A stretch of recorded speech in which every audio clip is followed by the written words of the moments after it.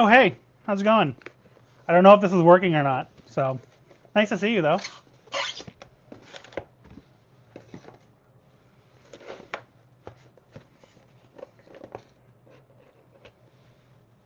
Jealous of what?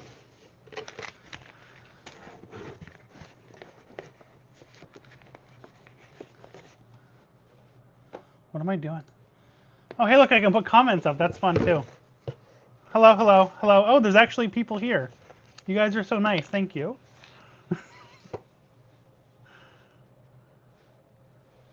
How do I take the comments? Okay, there we go. I'm figuring it out. We're good. I'm just going to throw things around. How's everybody doing? What are people reading?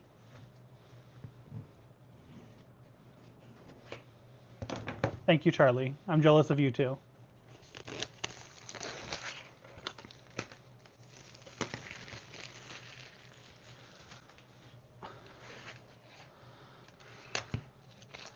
So get a book nook instead of just gifting them to other people. Treat yourself. Gift yourself something nice.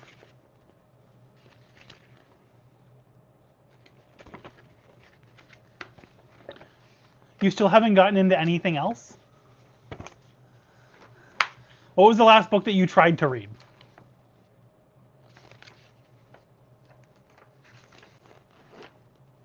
I mean, I built one book nook already. This little guy back here, the Shakespeare one. It's very cute. And it wasn't super hard to put together. I think it took like 2 hours. This one is supposed to be easier. So we'll see how it goes.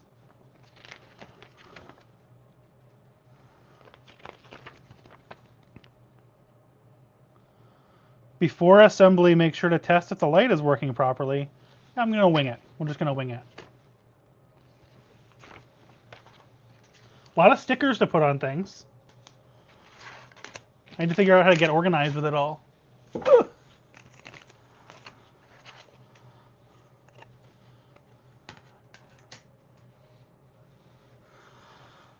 I will pass on the baby, actually. You can have the baby.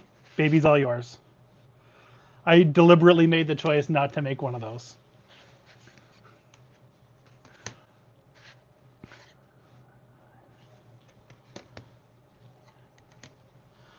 Trying to read a wizard's guide to defensive baking.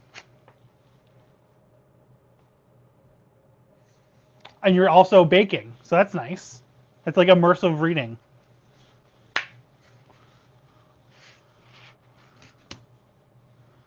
Where's C? A, B, C. C14, C9. These are nice. You can just kind of like pop them out.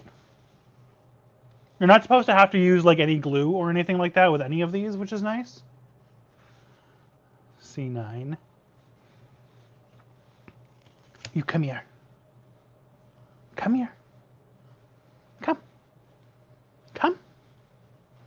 Come here. Come here. Get over here.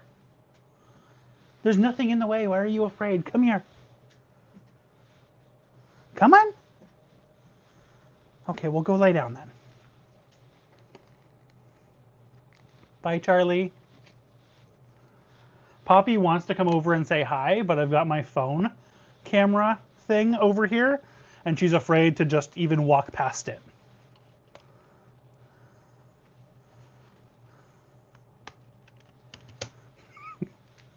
Yeah, Poppy didn't want to see you. Bye.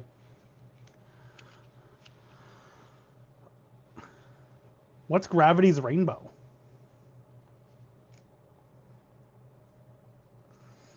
Is that like a fiction or nonfiction about the space race?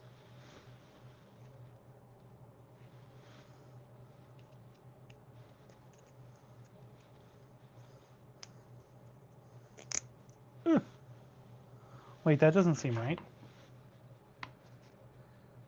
Oh, you put the short side in, not the long side. I don't think I know who Pynchon is. Is that bad? Should I know who that is?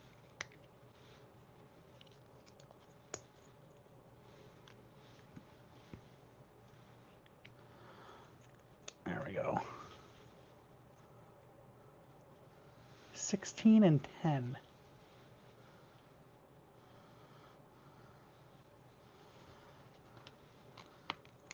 Oh, we get to put on the little gong thing. I mean, that sounds really dope. A group investigating V2 rocket attacks. I'm gonna have to look that up, I think. That might be a 2026 book.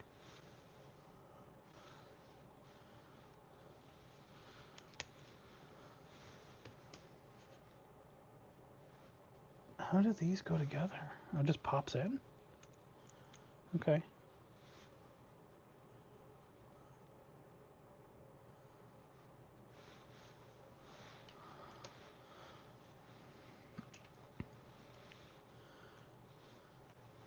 And C17.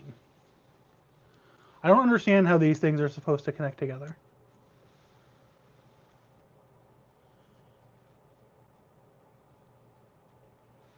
This is not clear.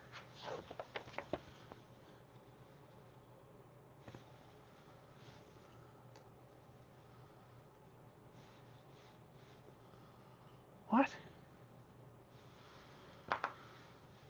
Does it just like sit there?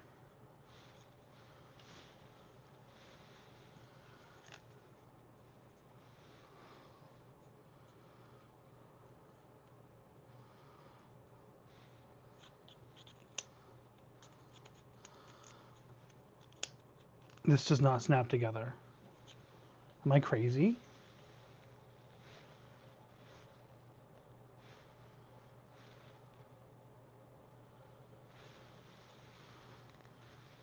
I might have done this wrong. There's a small chance that I'm bad at instructions.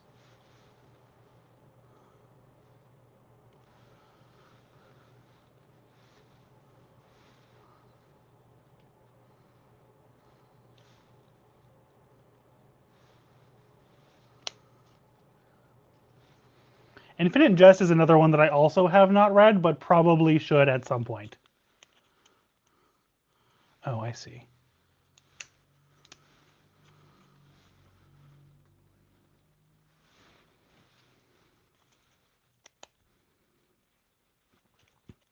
Oh, they just kind of like sit in there and you just kind of like layer them together. That's kind of fun. I was trying to put the dark part of the wood on the outside of both, but I'm guessing you probably don't see this side when it's put together. And I'm dumb. C11.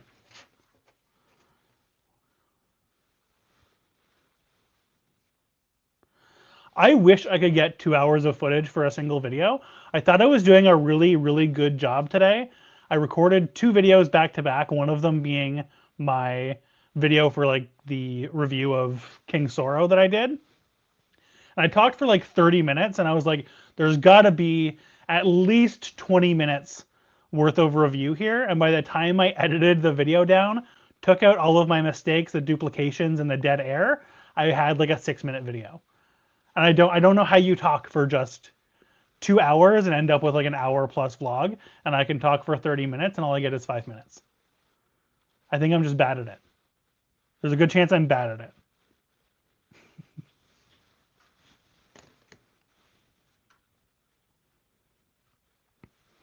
I'm sorry to hear that you're at the work cubicle, but hope you're having a good day at least. I wish I was at a work cubicle instead of temporarily unemployed and building a book nook, but here we are.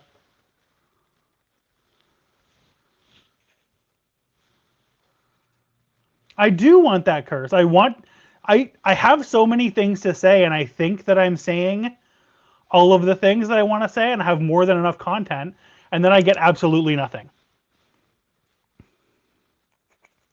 How do you... Oh no, I broke it. Oh no, I broke it a little bit. What did I do? Well, that's what I'm hoping. I figure like I spend half my day applying for jobs and looking for work. And then if I spend the other half of my day making content and trying to like make 2 videos a week instead of 1, trying to do some shorts, trying to do whatever the hell else. What did I do here? Then maybe I can at least grow the channel a little bit and the unemployment won't be in vain. And it'll be a little bit easier to sustain once I go back to work. Maybe? Question mark?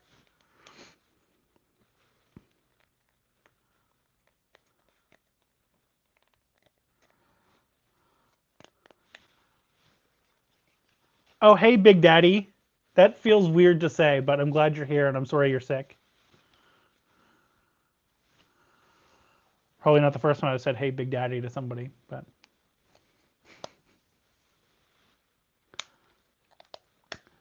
That's another book where it's like, I probably should have read that by now, and I'm probably a bad reader and booktuber for not having read any Anne Rice whatsoever. I should probably do that at some point. Maybe I'll try and prioritize that for October. Look at that. I built a clock, guys. Look at that, a little wooden clock. Yeah, I'm sure you do.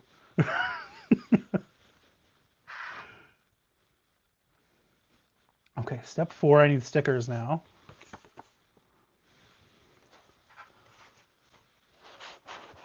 I'm glad these are labeled, but it's going to get confusing really fast.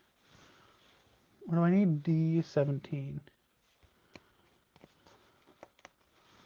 Look how tiny these little books are that I have to put in here. And I'm supposed to put stickers on them. I need... What?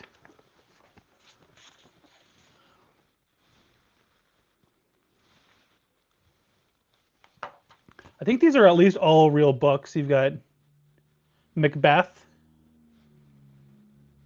These are so hard to read. Dante's Divine Comedy.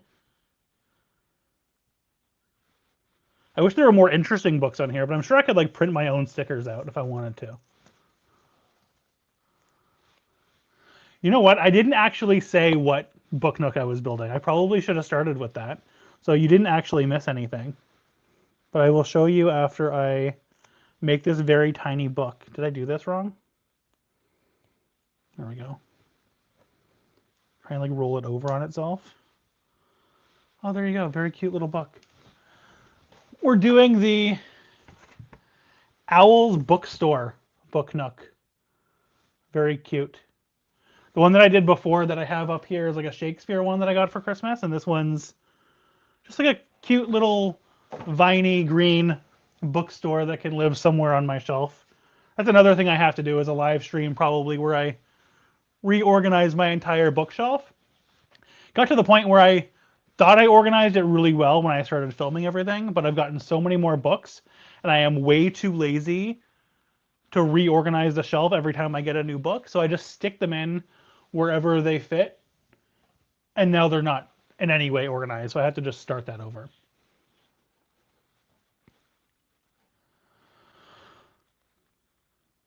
Yeah, I'm sorry about that. I can make it even more prominent if you'd like. There you go.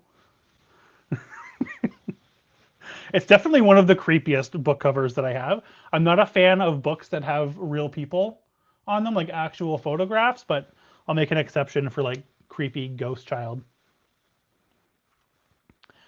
It didn't come with tweezers. You would think it probably should.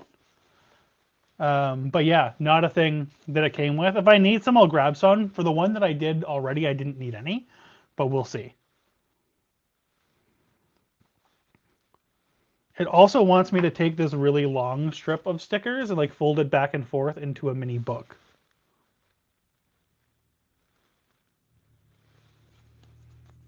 Which feels difficult.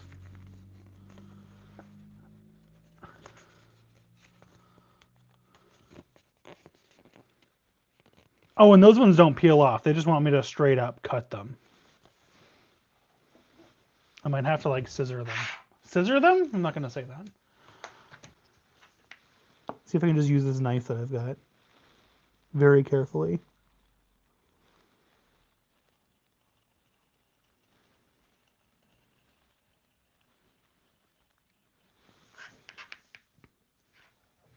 Phrasing, exactly. I should watch Archer again. It's been a while.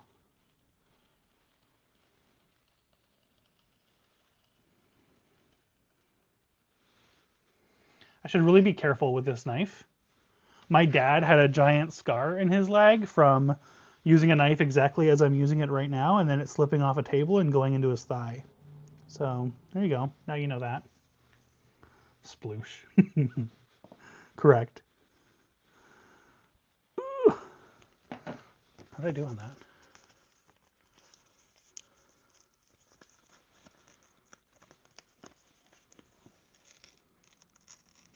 Oh, maybe not as good as I thought.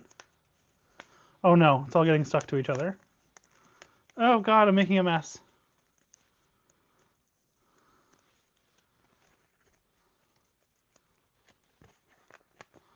Okay, well you probably should be more careful cutting your sourdough.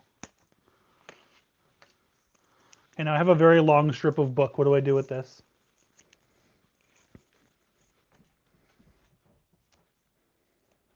That isn't helpful. It just wants me to like back and forth fold it, but oh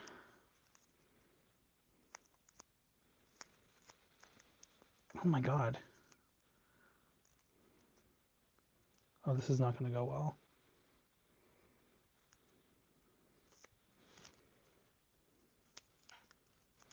Why is everyone cutting themselves?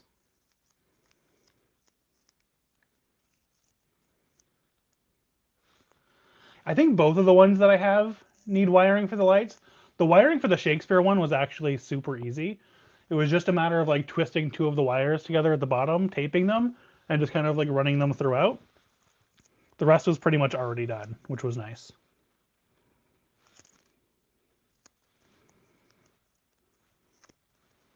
I feel like this is far more difficult than it. They could have just perforated it.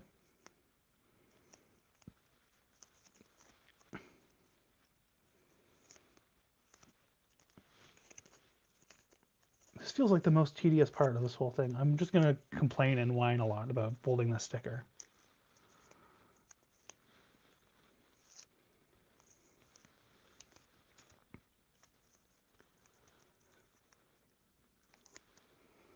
Oh my god.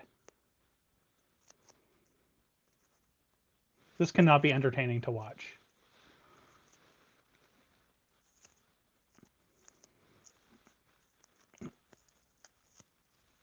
Ugh, there's got to be an easier way to do this.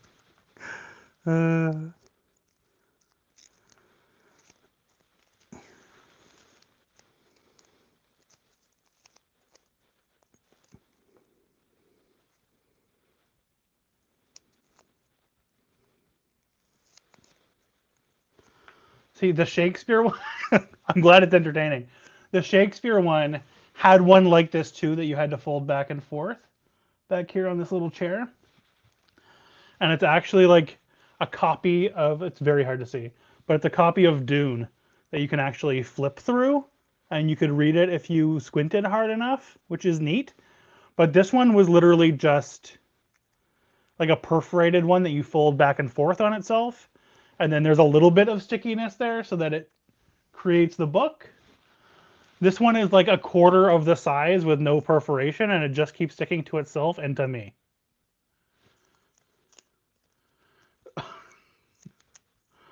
The Dune one's really cool. There was actually 2 copies of Dune in that set. One of them is actually like a book that's up on the shelf in the back, and then you have the secondary copy of it that actually like sits on the chair that you can flip through. I was questioning why Dune is the featured book of a Shakespeare book Nook, but here we are.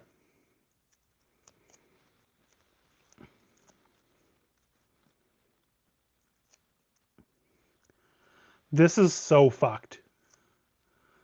I'm this is so fucked. I'm folding like mid-page at this point. There we go. This could not look worse, but genuinely, who's going to see it?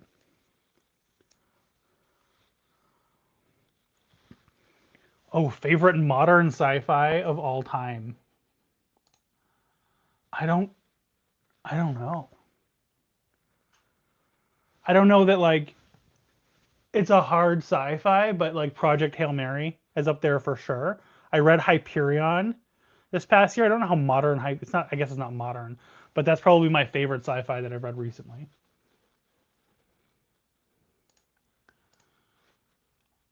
Thank you.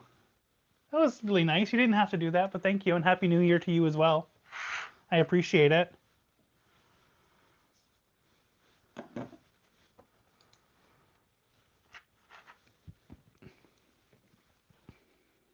Hail Mary is so good. So good. Have you read Artemis by Andy Weir, same author?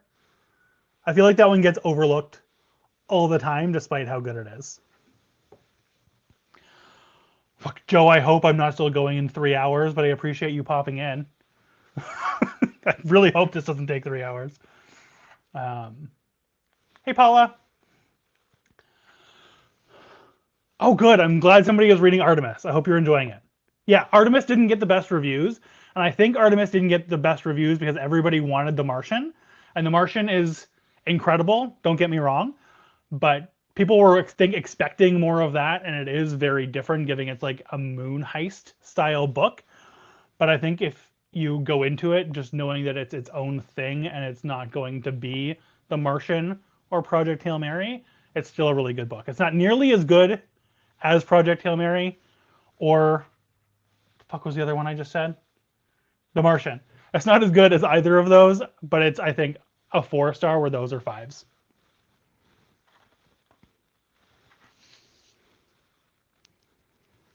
It also wants me to do another one that's even smaller.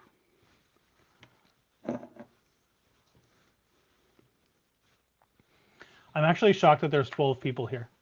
Hello, all 12 of you. I appreciate you. The Martian one is weird. It's a weird premise, for sure. If you want to read like 300 pages of a guy getting really frustrated and lonely in space while he swears at himself and tries to go grow potatoes out of his own poop, then you're really going to enjoy it. A sci-fi horror. I don't know any like Dead Space style sci-fi horrors. I'm sure somebody else here does though.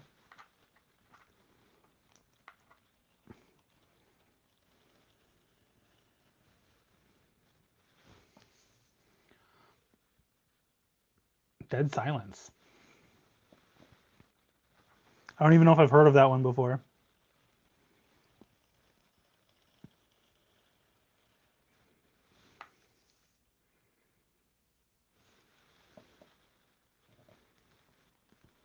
Isn't Dead Silence like an 80s horror movie about a ventriloquist dummy that kills people? Or am I making that up? Did I just invent that? If I just invented that, I should make it. Oh my god. There we go. Great, I get to build one that's even smaller. Wonderful, this is so neat.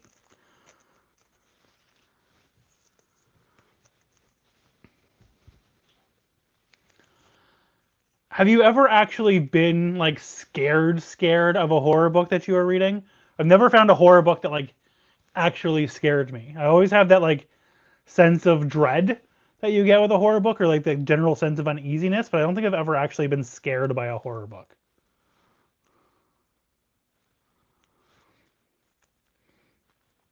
I'm pretty sure that Dead Silence is definitely a book or definitely an 80s, not just a movie, but I think there's like a bunch of them. I think there's like 4 or 5 of them.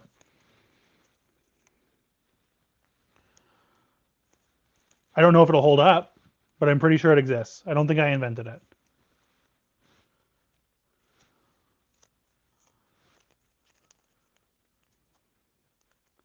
See, I love horror because I think horror can make you like feel things in a way that like no other genre of movie can, and really like tap into something that other genres of movies just can't tap into. But I'm also like a weird person who enjoys nightmares because I feel like a nightmare is just like a super interactive horror movie. Yes. See, I love that. One of my like weird things, like because I'm so incredibly like ADHD, I'm obsessed with collecting things. And I had a long string of time before it was like as popular to do as it is now, where I would go around and just try and like thrift old like horror movies on VHS. Because I think there's just something interesting and different about a horror movie on tape that just hits differently. Like popping it in and having the like lower quality on those like old TVs and stuff just hits different than a modern horror movie does. I don't know that horror is as scary when it's in 1080p or 4K. Especially something like the Blair Witch Project. Okay. This is even worse than the first one that I did, but I'm over it. I'm over these tiny little pain in the ass books. Oh, they wanted me to do all 11 of these books. Okay, well, at least these ones that I have to put stickers on are a little bit easier. I just have to pop out all these little mini squares.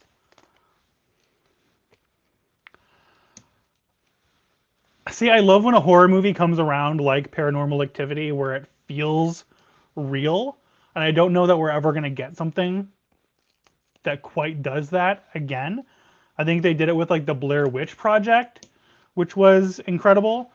And I think they did it again with Paranormal Activity, but I don't know that we'll ever see like another horror movie like that where people are like, is this real? Because everyone's so aware of that like shaky cam footage style kind of movie thing now.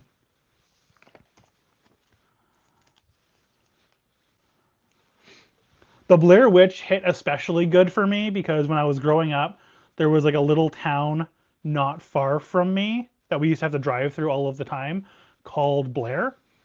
So my dad, being the guy that he was, tried to convince me one night when we were driving through there in the dark and I was like 10 that the Blair Witch Project was real and actually took place there where we're from. And for the longest time, I believed it.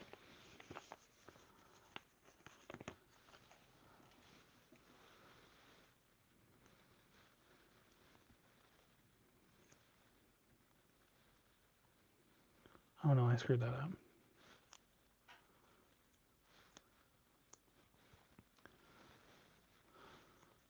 I like how intricate these little kits are with their tiny little pieces. I used to also build these little puzzle things called Metal Earth models. And you can get all different kinds of them now. I think they've got like different IPs and stuff that they've licensed for like Star Wars ones or Deadpool or whatever. But you would have to use like, they're all like metal sheets, kind of like this, that are already like perforated that you have to pop up and you have to stick them together without using glue or anything and like twist them and like use these little like nubs to connect all the different metal parts together and cut the shit out of your hands at the same time. But when they're done, they look so cool. But you do have to like build them with tweezers and some of the pieces are really fucking small. Oh yeah, that was my dad for you, for sure. He was good at like trying to scare the shit out of me. There was another time that we were at this like little park near my house and there was these like weird metal holes and pipes in the ground that were clearly in retrospect for old like wells and shit or like taps for water. But I had asked my dad what they were and he told me that they were for these like man-eating snakes that he invented. And he said if I got too close to them, they would come out and try to eat me. And I was like, bullshit. Well, I didn't say bullshit because I was like 9, but I was like, don't believe that for a second.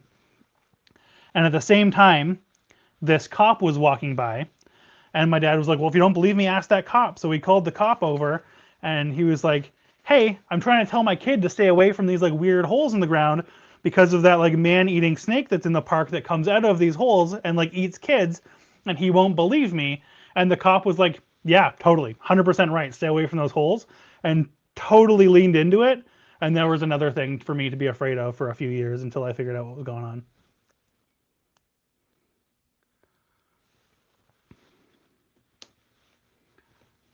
Cloverfield was another good one. Yeah, the capsule machine. So I used to own a record store, and in the store I had this machine, and it was just like filled with different like buttons for bands and stuff, which was great. Made a lot of money out of that with people on their way in and out of the store. And I didn't know what to do with it, so I decided I was going to like use it to make a TBR game where I would put in a bunch of different prompts, have the community put in different prompts. There could be like power ups or punishments. And then I would choose my TBR based off of the prompts that came out of it. And I did a pretty good job getting it set up and then never doing anything with it because I'm too much of a mood reader. And I'm afraid to have something like pick my TBR for me randomly like that. But I also thought it would be fun to maybe start like a secondary like TikTok account or Shorts account where I put like random messages in them, and it would just be like a faceless account, and I would just pull them out and show the messages on screen, and like whatever message you get is like your fortune for the day. But the messages would be really funny, or like roasts for people. So maybe I'll do that. I don't know. I'll do something with it. Well, yeah, that's what I was thinking. Was like if I did the prompts instead of actual book titles, and that's why I like asked the community for prompts, and then I just never did it. I think it's a good idea, and I think it's fun, and I love those TBR games. Like, I know Tori Talks has a TBR game where she has this like deck of cards that she made, which I think is really brilliant and really smart. And I wanted to do something creative like that, and then just never did it. Maybe I should. Maybe I should still do that.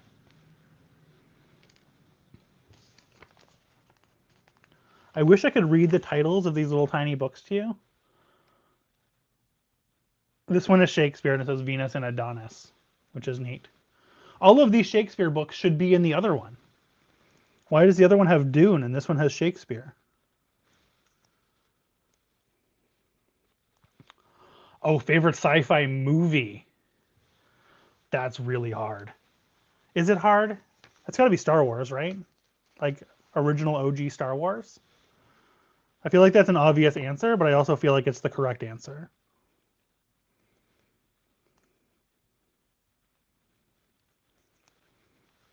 Or Alien. It's too many good ones.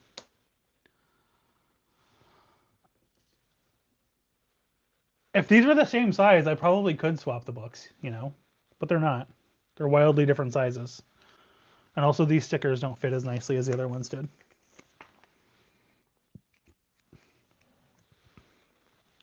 I haven't watched Andor. I should. I also haven't finished watching The Mandalorian, which I should also do. I watched season 1, and then there was all that controversy around what's her name, the UFC person or the wrestler that was on it, and then I forgot to continue watching it.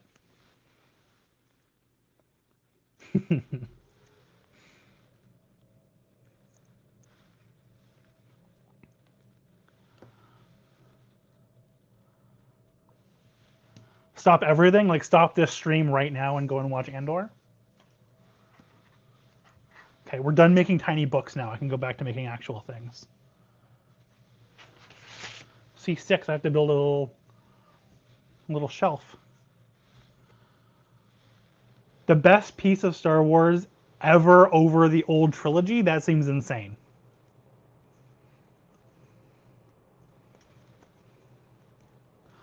What makes it so much better than the old trilogy? It's the old trilogy. It can't be better than that.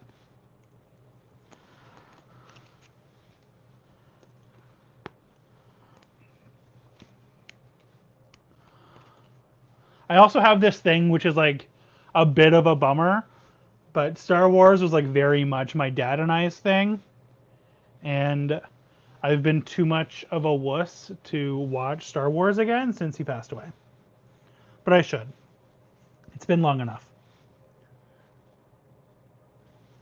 D2 and 3. Oh, all these little guys here.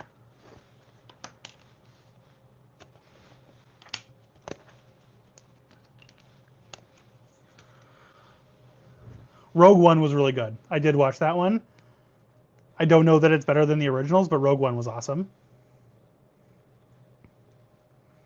Okay, if it feels like OG Star Wars, then I can absolutely see that. See, everybody's telling me now to watch it. I mean, I trust all of you guys, so if you all say that it should be something that I watch, then I'll watch it. And I will report back. What are all these other ones? C12.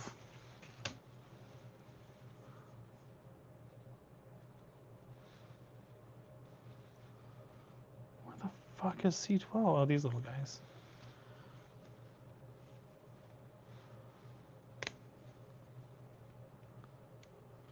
Yeah, Rogue One was good, for sure.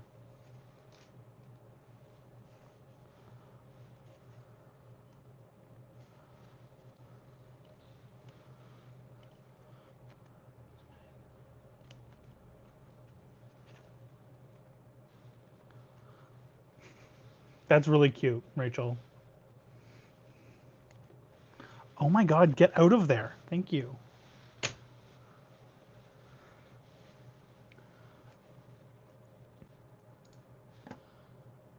Thank you, Don. Aren't you already a Patreon? I mean, I appreciate it, but I don't want you paying twice for the same thing. But I appreciate it, and I appreciate you.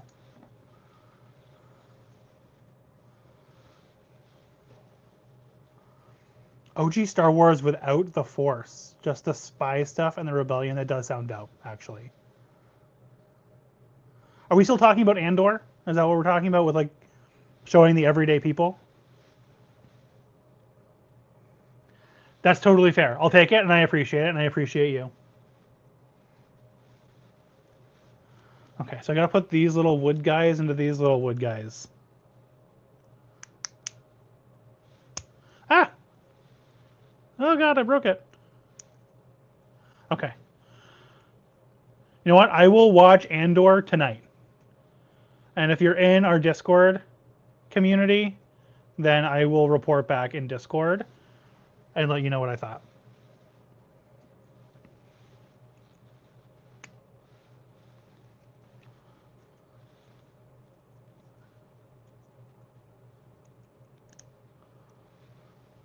Okay, this is a cute little bookshelf.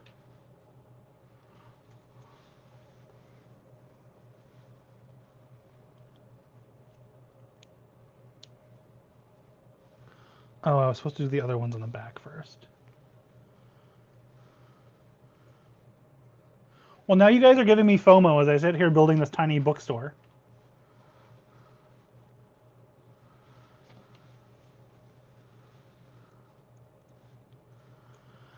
Do y'all ever watch the... Why did I say y'all like I'm from Texas when I'm in Nova Scotia? Do you guys watch or read any of the Star Wars books? Because I've never read any of them. I have a really close friend of mine who's very into the Star Wars books, and I've seen a lot of people reading them in the community, but I've never touched any of them. Are they worth reading?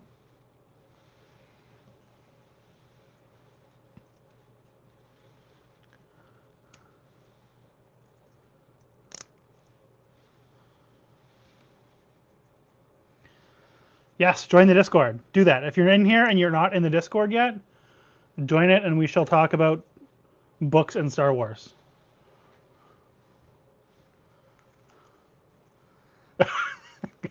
If that's all I needed to get more people to talk and join the Discord was to talk about Star Wars, then I would have done it a long time ago.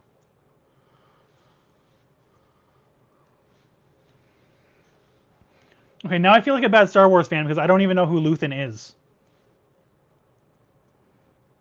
The Thrawn books are what my friend reads and what he's always tried to get me to read, but I've never read them. He's a big Thrawn guy. In fact, I worked at the very first tech startup that I ever worked at was this like Bitcoin gambling website, which was very sketchy. We used to go and have to buy Bitcoin from random men at a bus terminal. That was the only way to buy Bitcoin at the time. And for the chat room that we had to monitor for this gambling website, we had to pick usernames. Mine was Arthas because I loved World of Warcraft. I still love World of Warcraft, but I played it a lot then. And his was Thrawn. And we were trying recently to remember what they were because we all got these like custom hoodies with our usernames on them. And I was able to find mine, but somehow he lost his and it's gone. And now you know that for no reason.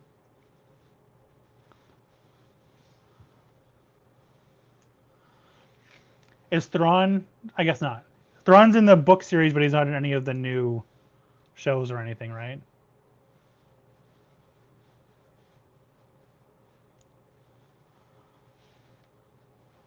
Star Wars was your whole personality for a while. I know. As soon as all the new Star Wars stuff started coming out, I was so happy we were finally getting new Star Wars movies that weren't terrible like the 90s ones. And then I was also excited that we were getting like Star Wars TV shows once like Disney bought the IP. And then there was so much of it that I just couldn't keep up and I stopped watching it. And I think that's why I ultimately fell off of The Mandalorian and stuff. It's just too much. Yeah.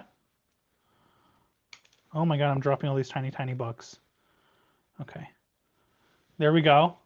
We got like a little bookcase full of very tiny Shakespearean books. Now I've got to like put this to the side. They're all going to fall off as soon as I put it down. Okay. Once I actually have somewhere to put it, now I need C3. C3 and PO.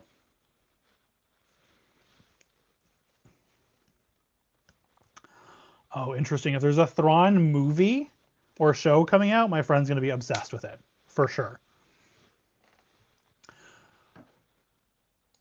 Top book of all time? That's so hard. That's so hard. I don't know if I can pick a top book of all time. You know what? Maybe I can. Asking me right now, it's probably Piranesi. This book just like did things to me when I read it. I don't know what it like. It's just so unique and so interesting that it shot to the top of my list. I'm gonna have to reread it and see if it holds up. But that was the one book that kind of like really got me and is like super stuck in my head since I read it. But I also read a lot of really good books this year that are probably a good contender.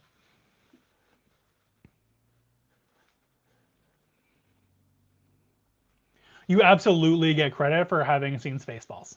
That counts. For sure it counts.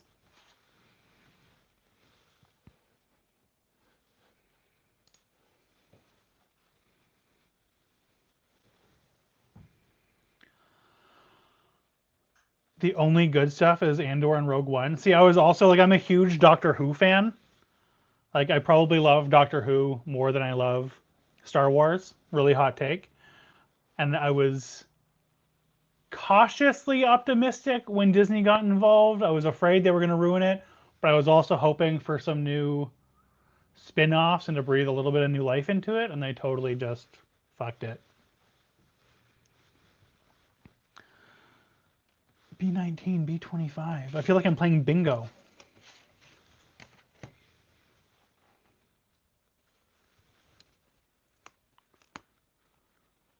Spaceballs Part 2 is going to be nice. Are they making a sequel to Spaceballs? Is that a thing that they're doing?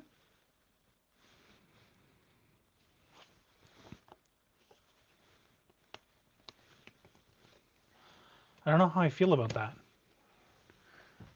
Interesting.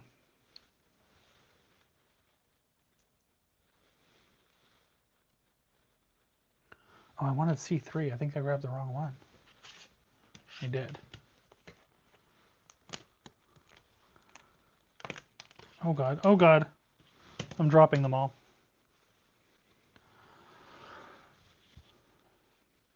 Yeah, I think a lot of people fell off at Capaldi. The friend that I was talking about who really loves Thrawn and Star Wars, he also fell off at Capaldi and never got back on the Doctor Who boat. And I mean, I guess I get it. I really liked Capaldi as a doctor, but I mean, it makes sense. It was a weird one. They did some weird stuff with that character. 13, like I really liked her as the doctor, but I think she got screwed.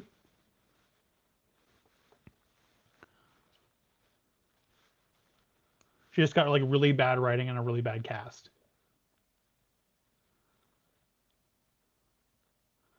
How are you still stabbing yourself? Get it together.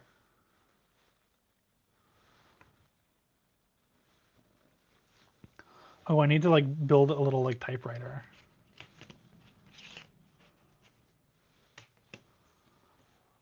Typewriter. I mean, David Tennant is obviously the best doctor. That's like bar none. That goes without saying. B24. I really feel like I'm playing bingo. Ah. Okay. I think I'm building like little tiny shelves to put inside of this bookstore. I got like a little typewriter on it and stuff. And then the other one's just got like a little vase, and like a little stand for a book, I guess. That's it. I don't know how long. We've been at this for 45 minutes and I've done like 3 things. This is supposed to be like an hour to 2 hours. But that's what I get for having to fold up 2 extremely tiny books and getting distracted talking to you lovely people.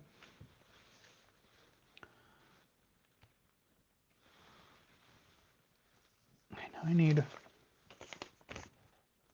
4-1. What does that mean? B7 and B8.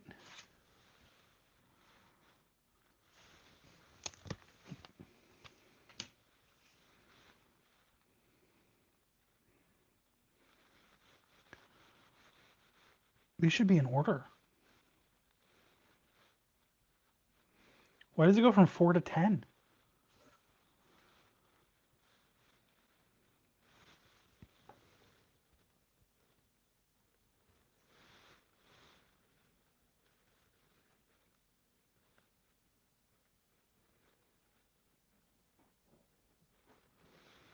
What is happening? Oh, I see them.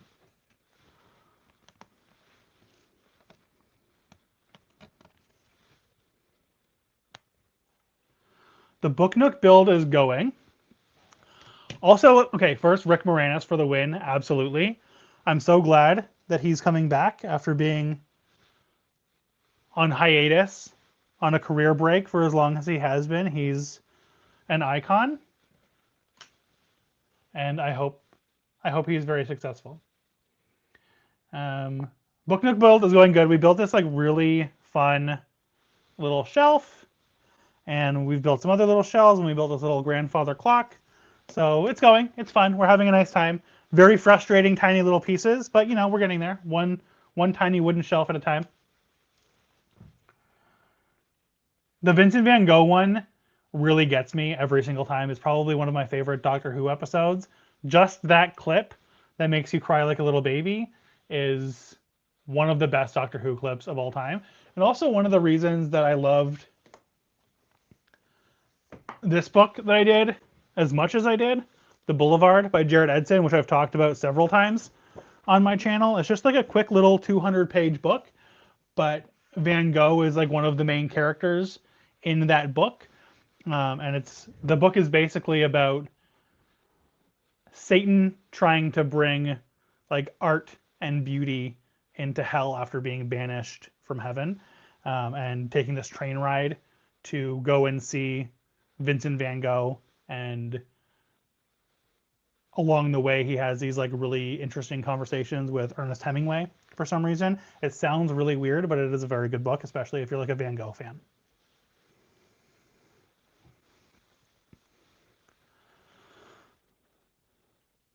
That's really cool. One of the highlights of my trip, I went to like London for the first time in May, and that was the first time I ever got to see any like Van Gogh paintings in person, and that was like one of the highlights for sure.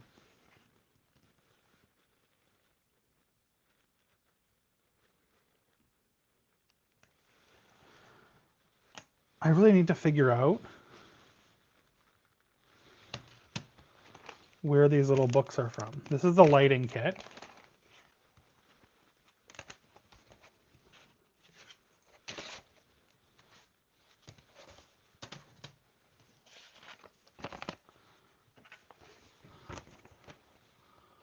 The rules are saying I need 4-1 times 5, but there is no. And it says this several times throughout the instructions.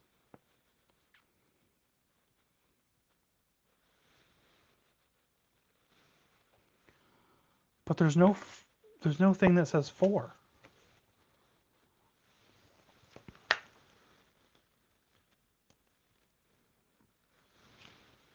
I think I'm gonna. They're just little shelves, so I think I can put stuff on them afterwards, and I'll just do that and build the shelf without them until I figure out what they are. Instructions unclear, or I'm dumb.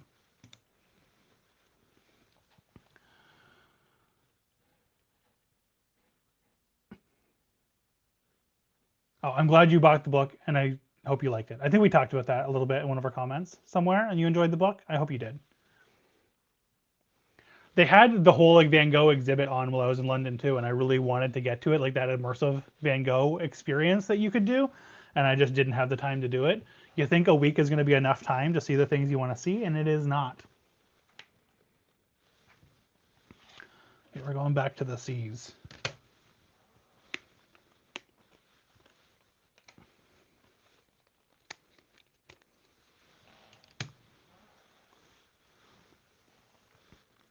Has anyone read anything else really good lately? I'm still trying to like build up my 2026 TBR, but I don't want to get too ahead of myself.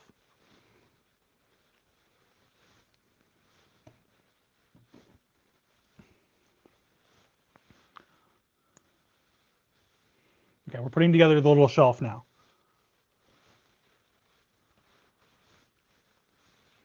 I'll do that one, and then we can do typewriter.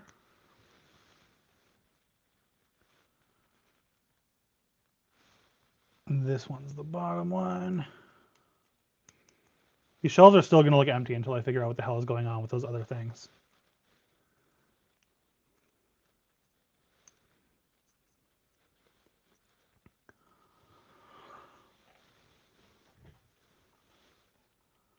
Okay, Les Mis is so intimidating. That's another like classic that's always been on my list that I've wanted to read, and I've just never had the bravery. The bravery, is that the word I'm looking for? I've just never had the balls to do it, if I'm being honest. It's so this shelf's gonna give me a seizure. It's so thick. It's so thick, and it's so. I've heard so many good things about it. I want to see the play. I want to see the musical, but yeah, I've heard it's like really extremely dense. Are you not finding that as you're working your way through it?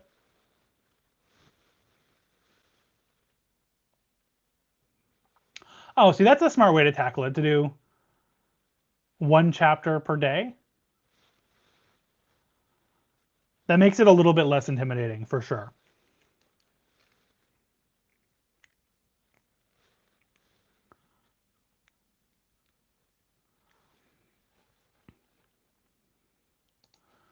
Okay, somebody give some recommendations to Rachel so she can get out of her reading slump.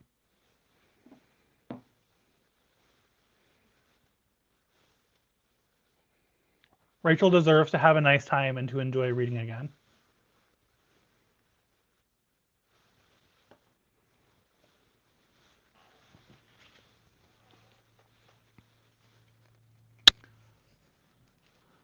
Has anyone seen the musical for Les Mis?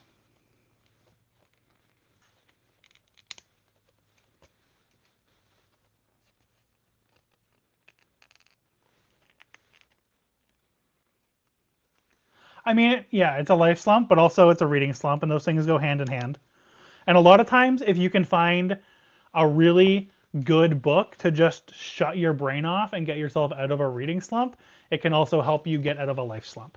I've had lots of books get me out of life slumps before.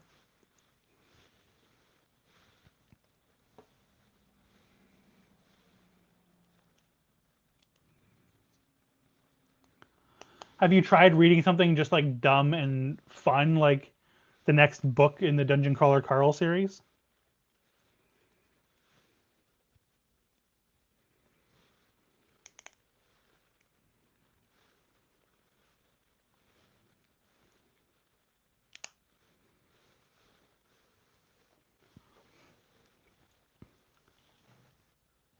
See, I love a small chapter.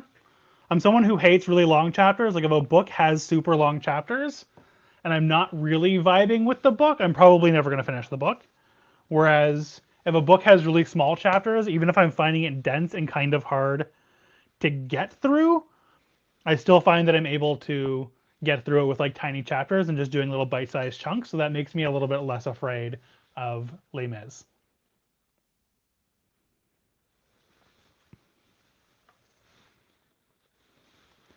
B9, I think that is a bingo.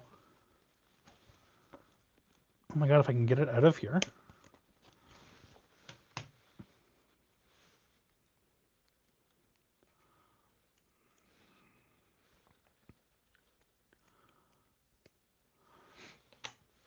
Definitely read Dungeon Crawler Carl Book 1, whenever you're just like in the mood for something silly. Whenever you just like need to turn your brain off and that's the kind of thing that you're looking for, that's when you should tackle Dungeon Crawler Carl.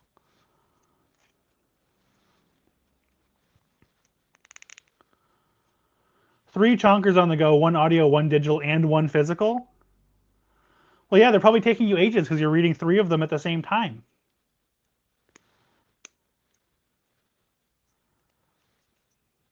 Here we go. We got like another little like shelf cabinet thing made there, which is fun.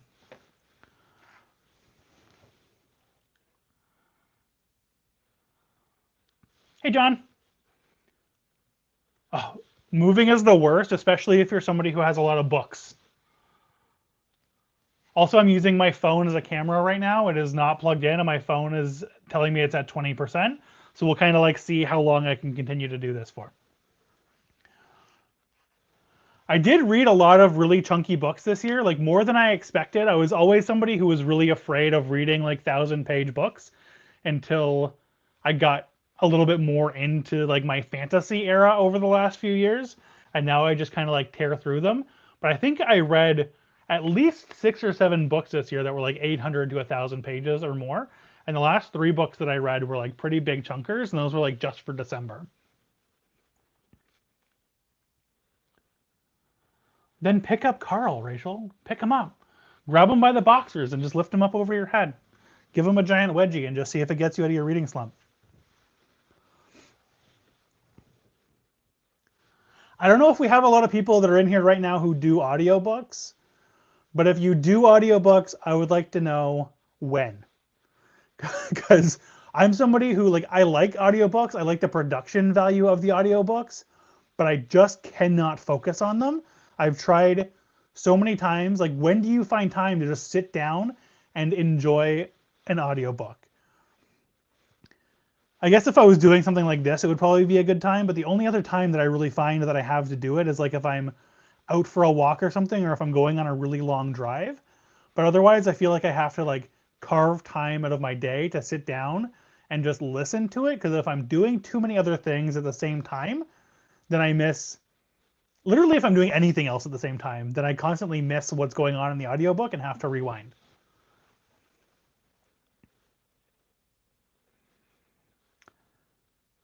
Getting a puppy makes it very hard to read. I remember when I got Poppy, she was very incredibly needy, and I didn't want to crate train her. I just wanted to kind of let her do her thing, and I ended up sleeping downstairs on the couch with her for the first 3 or 4 weeks that we had her, and constantly having to take her outside to try and get her trained to pee outdoors it's a whole thing. Constantly having to play with her, take her out, do stuff. Definitely hard to do that while also being a mom and a wife. And not that I know about being a mom and a wife, but for yourself, doing those things all at the same time. Yeah, hard to get out of a reading slump like that.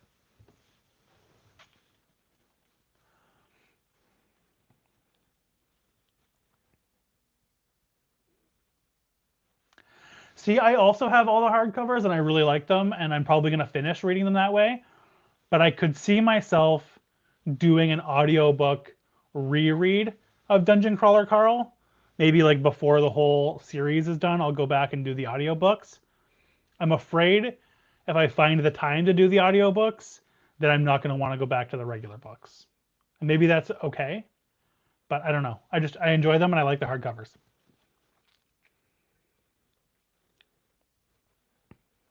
Dimension 20 is so good.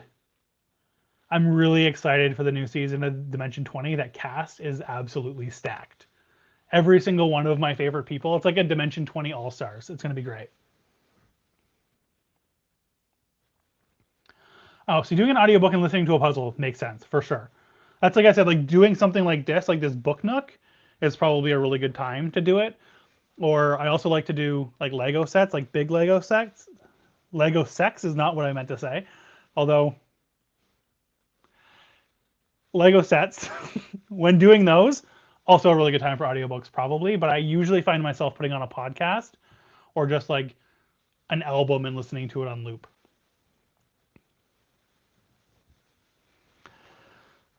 Yeah, I can see it taking training your ear to listen. It's kind of like Lego sets would hurt for sure. Yeah, you need to expand your horizons on the Lego sets. You need to get those 18 plus ones.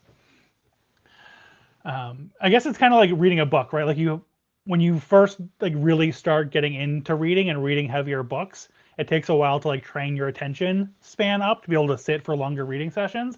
And I guess it makes sense for it to be the same way for that for audiobooks.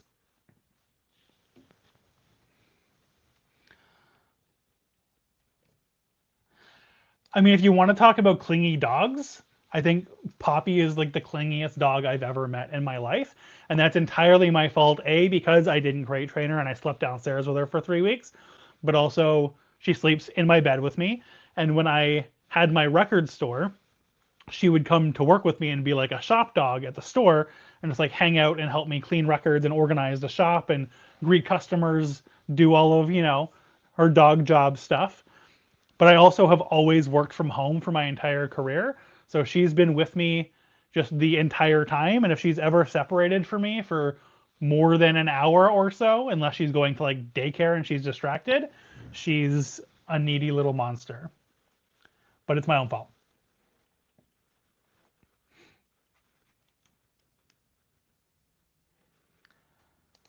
I think what you mean is you get a few Lego sets for Christmas. And I would do the same thing if I had kids. I mean, I don't have kids and I still got a Lego set for Christmas. I drive a Bronco and I got a Lego Bronco for Christmas that I'm very excited to put together. And now I want like a leg like not a Lego, I want like a Bronco RC that I can take outside and fuck around with.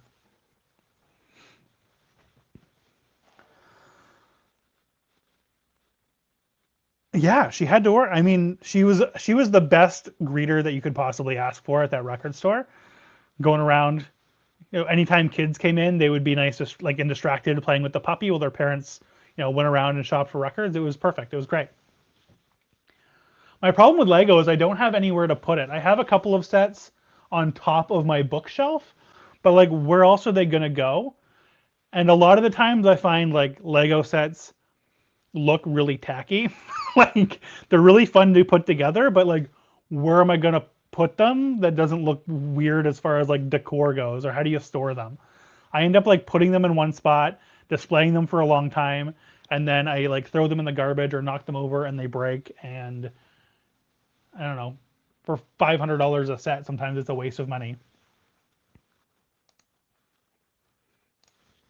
Hello, thank you for stopping by. It's very nice to see you. I think that's why I like the 18 plus Lego sets or like the creative Lego sets that you can get, because once you put them together, they kind of look like display pieces and they look like decor, less like some of the other ones. Like I did the Office Lego set, which was super cool and super fun to put together because it was so well done and so accurate to the actual set of the show. But when you're done, where do you put it? Where does that even go? When am I ever going to look at that again? Fun to put together, but like not super convenient.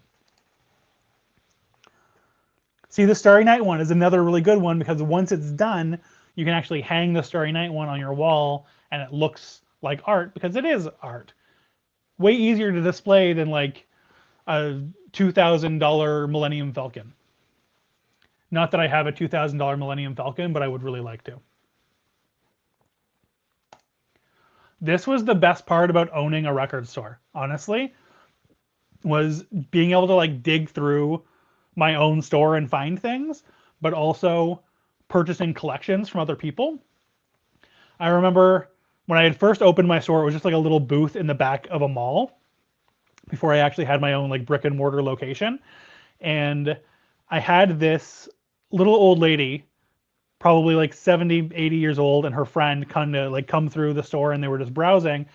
And she was like, "Do you buy records?" And I was like, "Yeah, of course." And she's like, "Okay, well, my husband passed away a few years ago, and I've still got all of his records. They're just kind of like sitting in a closet in my basement. Do you want to come and have a look at them?"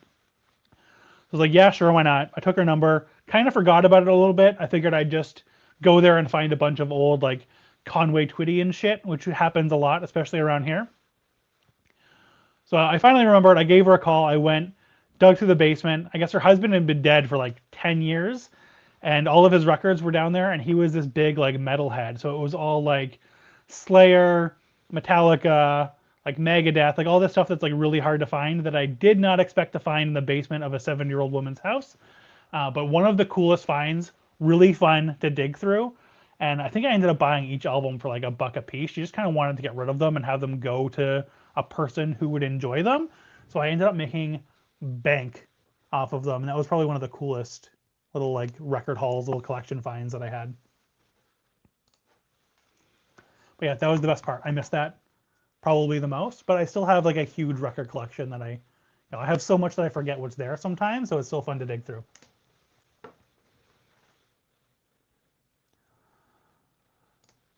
See, and that's really cool. I have like the same thing happened with me. My mom had her own record collection when she was growing up. My dad had his own, which was much bigger than my mom's record collection. And they kind of amalgamated theirs together when they got married. And then I took the record collection over, so I got all of my dad's records from when he was growing up. Some of them are like a little bit beat up from being taken to parties and shit. And then I've kind of built on top of it. So I've got like 3 little record collections all built together, and that's what kind of like spiraled into my record store.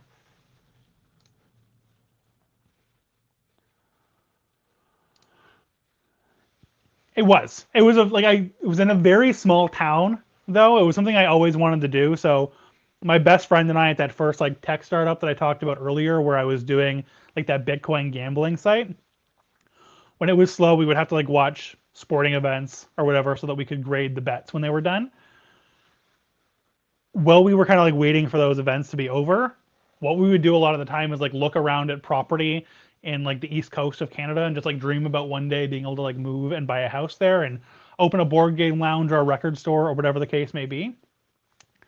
And then during the pandemic, that was when my dad passed away. And a week before my dad passed away, my parents had been separated for a while. My mom's boyfriend also passed away. So my dad actually died on the day of his funeral, which is like bummer, very sad, weird timing. But it was also kind of like the perfect excuse for me to be like, I'm just gonna go and like do my own thing. So I ended up and like moving to the East Coast, bought a little house, opened a little record store, and a year later, my best friend that I had been looking at properties with all those years ago ended up also moving to Nova Scotia, and now she lives about 20 minutes away from me. And her husband used to like come and work at my record store and like help me run it when I wasn't there, and it all worked out very well. It was like the dream. I got to actually like do what I wanted to do. I did that for 3.5 years, and then decided like it was fun. I got to do it, but owning a little record store in a small town is not going to like pay the bills forever. So I decided to go back to work and go back to my career.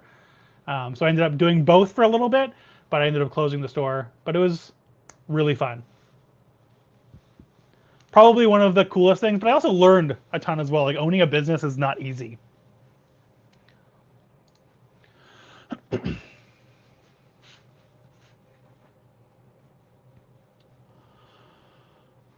Oh, a mega store would be cool. There was a place, I don't know if they were only in Toronto or if there was locations across Canada, but I know growing up and where my parents bought a lot of the records growing up in Toronto was a place called Sam the Record Man.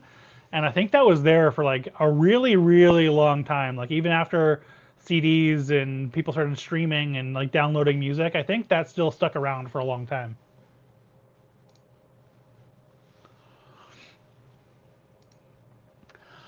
I listen to a little bit of everything, honestly. Like I don't have like a genre preference. It really kind of depends on my mood. Same with books, right? Like sometimes I go through like sci-fi, nonfiction, biographies. Like it really depends on like horror books, whatever my mood is at the time.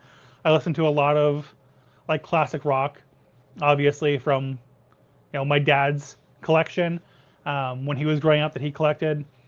But I also listen to like a lot of modern stuff. I listen to a lot of like metal and death metal. I listen to pop. Down here I've got some like Demu and Cradle of Filth and Slayer, and next to that I've got an album from when I was a teenager from the Spice Girls. So like really whatever, no shame, whatever I'm in the mood for at the time.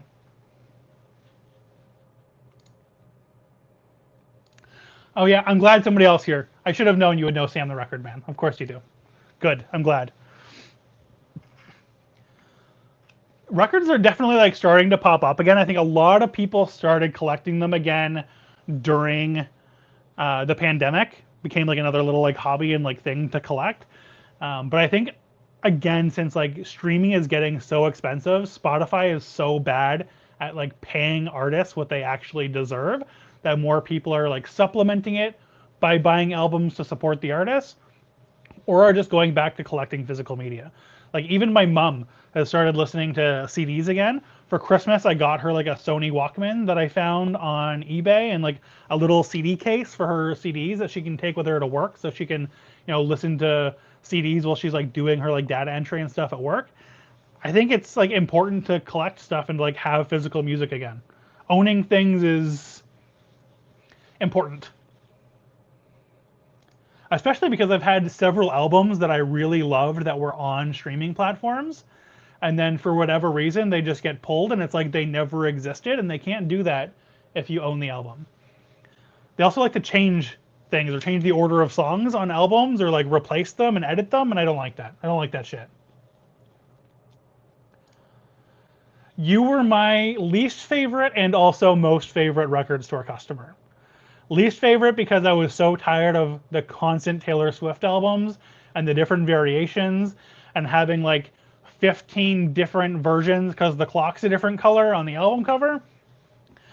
And she was also really bad for Record Store Day. So she would put out Record Store Day specific releases and then not have them made on time and not ship them on time. So a lot of people would show up and want to buy that thing, but we'd get screwed out of it because the album didn't show up in time.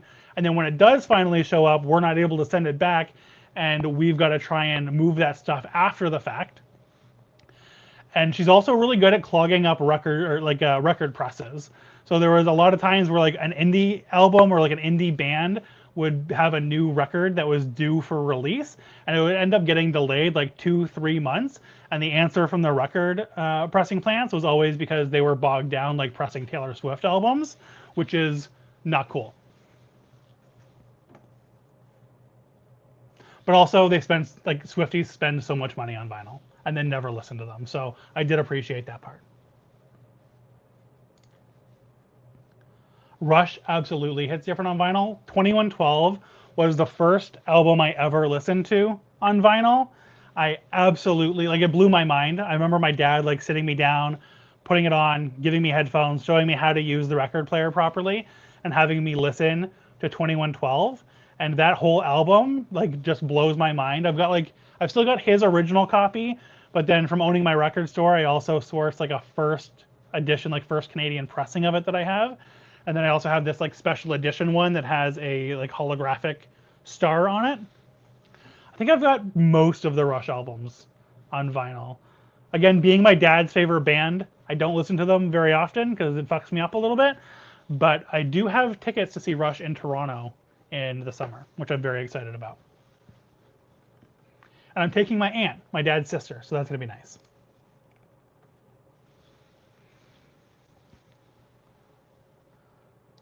This is actually crazy.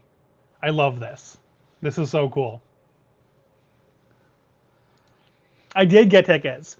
My aunt helped me get tickets. So she got into queue like way earlier than I did, and she was able to score 2 tickets, and like not terrible. Like I expected to have to spend like $1,000 on tickets, and I think each ticket ended up being $300, which is still crazy for a ticket, but I've never been able to see Rush before, so like I'm not sorry. I'm also gonna have to fly to Toronto to see them, but I've got WestJet points, so it's fine. Yeah, I was about 10,000 in line when I first joined to try and get tickets, and because I was stupid and I didn't join early, but she joined super early, and when the queue actually opened, she was like 1,000, and by the time she got in, she barely got tickets, but we got some.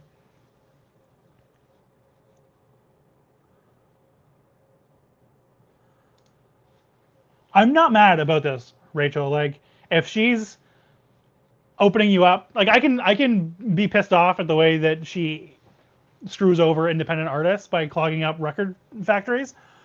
But at the same time, if she's getting people to listen to vinyl, and if through that she's getting them to purchase other records and to purchase digital media, then that's a good thing. I'm not mad about that.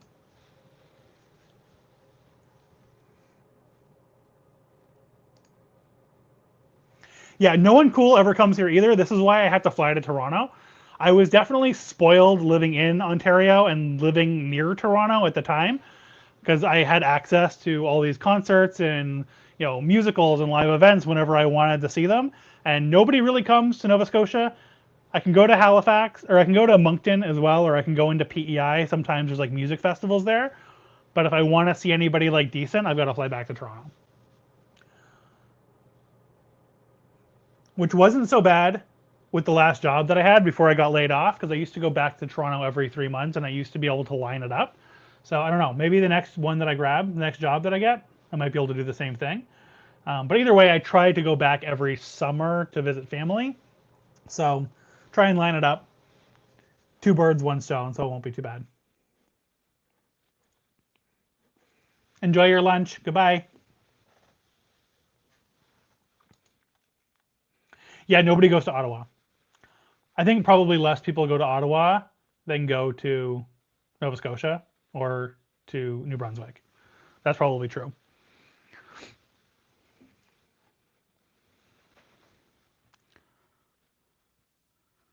I know I'm such a hand talker, and honestly, I haven't touched it in like 30 minutes, but that's okay.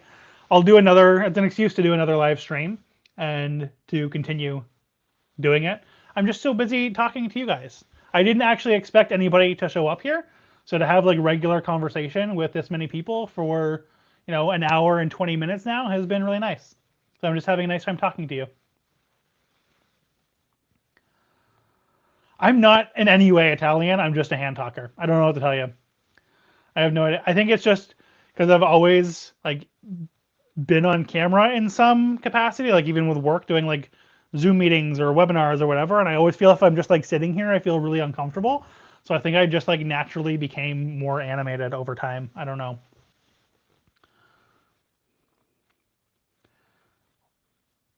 Yeah, Halifax and Nova Scotia are good for like indie music and like indie bands. A lot of really great bands have come out of Nova Scotia. We just don't get a lot of people coming to Nova Scotia.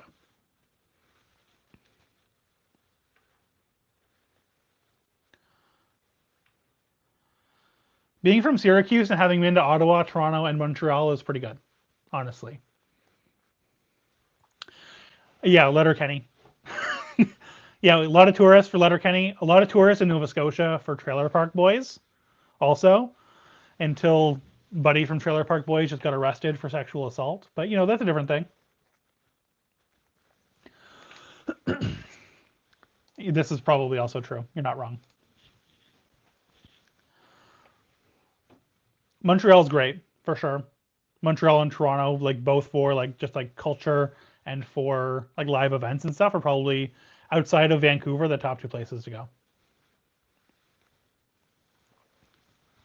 I had to go to Montreal for work in August, and I wanted to do something while I was there, and I just could not get it to line up.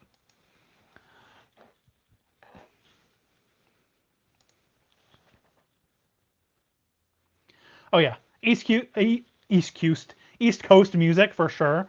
Um, and like I said, like so many great bands and artists have come out of like Nova Scotia and the East Coast in general. One that you should check out if you haven't is Adam Baldwin. Really good like Canadian East Coast music. Good like East Coast rock. Great Big Sea, another good one. April Wine was from Nova Scotia. One of the members of the Mamas and the Papas was from Nova Scotia. And then you got what's his name, who I can't remember right now. Oh, Gorillas would be really fun to see for sure, especially in Montreal. Unfortunately, this is going to be like my nerd energy coming out. The only event that I ever did in Montreal was a friend of mine and I, same one who's really into Star Wars, went and did the Pokemon Go event that they did at Jean Drapeau in Montreal, and it was fun. A lot of walking. 2 days of just like nonstop walking in circles around a park, catching virtual Pokemon. But met some really cool people. Got to hang out with a friend for a couple of days. So that was fun. Oh, cool. Yeah, that was a long time ago. They haven't done anything like in Canada, I don't think, since for Pokemon Go. But also, I don't play it as much as I used to. It was like very like peak Pokemon Go era, and it was a lot of fun.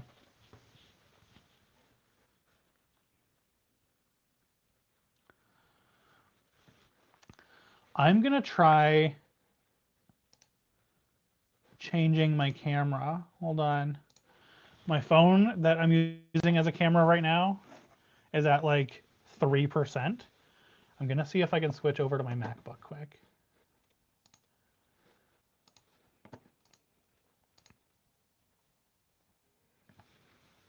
Hi, different angle. You can't see what I'm working on now, but there we go. I can move this over here and it'll feel a little bit less awkward. There we go. Now I feel like I'm on a Zoom meeting at work. Hello, thank you so much for coming to my Zoom meeting. What's on today's agenda?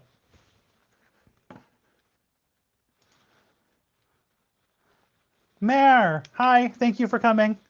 How's your day going? What are you reading? I know, okay, listen, help me.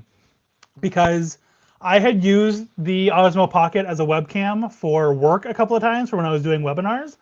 I tried to use it today with my own MacBook, and I cannot get it to work. So it shows up. Oh no, I'm on mute. Did my mic die? Okay, hold on.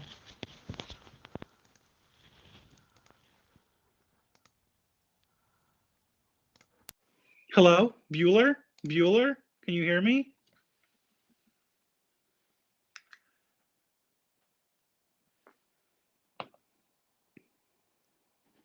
Oh, you were fucking with me. I see. I got you. That's okay. I'll switch back. God damn it. I had just switched my camera, so I thought maybe my microphone also turned off. Okay, there we go. We're back to the DJI mic. Okay, so I hooked my camera, my DJI went up to here, and it wouldn't work.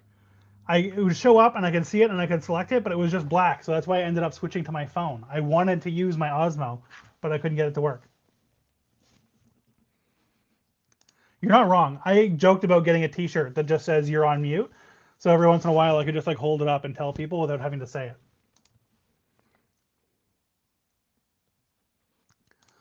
This is actually giving me PTSD a little bit, honestly.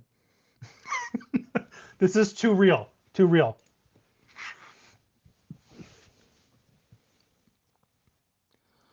I installed OBS specifically to see if I could get it to work that way, and I don't know. I don't know what to do. I tried restarting it. I tried making sure everything was up to date. I'm gonna have to mess around with it a bit more because I want to use the Osmo Pocket as a webcam. I just can't get it to work.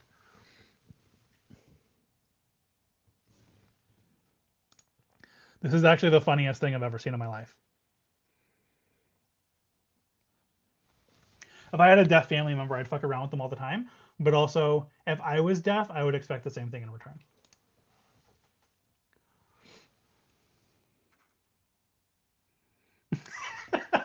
Yeah, I guess you can't really normally see over here. It's a jackalope. It's a little bunny with antlers. I actually got it from a Temu order a very, very long time ago. It was like, here, have this for free. And I was like, absolutely, we'll take it. Why not?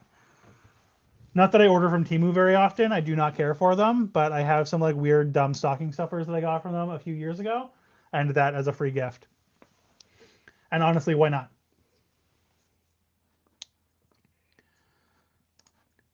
Rachel, yes. I turned the camera on and I selected use as a webcam. It was set as webcam. I tried messing around with it to see if there were other settings, and it was showing up as a webcam. It was just black when it showed up. I just couldn't get it to actually work. Is what it is, I guess. I'll have to mess around with it. I don't know if it's like a driver or something I'm gonna have to update. Do people still have to install drivers for things? I don't know. That's 2025. I don't know if that still works. I mean, being deaf and gullible, I guess, also makes it really easy and fun. I've seen a few different people that I follow on TikTok who have like a deaf family member, and I always love like the little games that they play with each other. All in good spirits.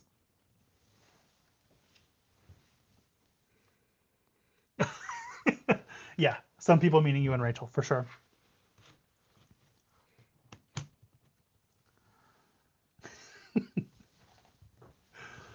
I mean, I guess I could give like a little tour of the weird shit that I have on my shelf.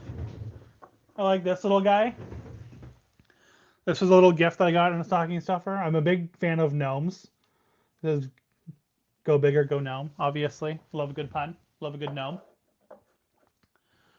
I used to have like, I don't know if this is like an embarrassing thing to admit to, but I guess I'm going to admit to it anyways. I have I used to have like a collection of gnomes, and I would always name them after different things from Tim Hortons, which is like the most Canadian possible thing that I could do. So I would have one that was named like Dutchy or Ice Cap or Honey Cruller or something.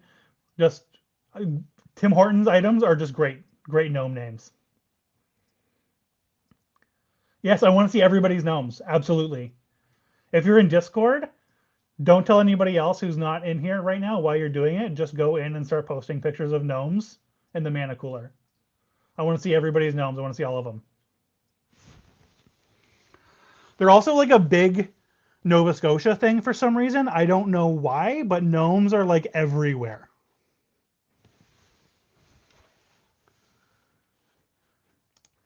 Yes, please. I will take a large coffee with 2 milk, and I'll take a bagel with herb and garlic cream cheese. Thank you so much for your time.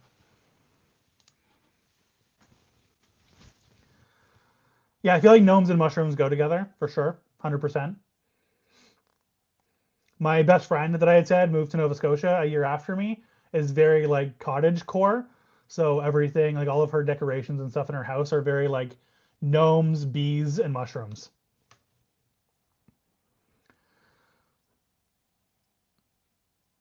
The George with the silent N is genuinely fucking hilarious. I love that. I've got another one here. This is my little Grinch gnome. He used to live on the counter in my record store, and it was handmade by somebody locally here in Nova Scotia. I just think it's the cutest shit ever. This is also not a gnome, but there was another lady in Nova Scotia who made these like Christmas and Halloween decorations, and I think it's one of the scariest things I've ever seen in my life. Oh my god, hold on, we have a visitor. Come. Hello. Dog tax! Okay. Hello, Poppy. Yeah, the Santa's scary as shit. At the same time I bought a Santa, I also bought a like big witch that she had made, and the witch is like almost as creepy, if not more creepy than the Santa, but it's for Halloween, so it's supposed to be. Poppy is always the true star of the show, everywhere. She's the biggest suck in the world. I know, such a big yawn. Oh my god! Oh my god! I've been physically assaulted. Thank you so much. Okay, good night. What else do I have here? This Frankenstein is from Martha Stewart.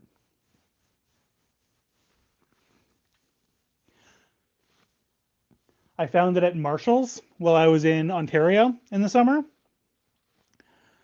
Just one of those like weird things that they had in their like decor section for Halloween. And for some reason the tag on it is from the Martha Stewart collection.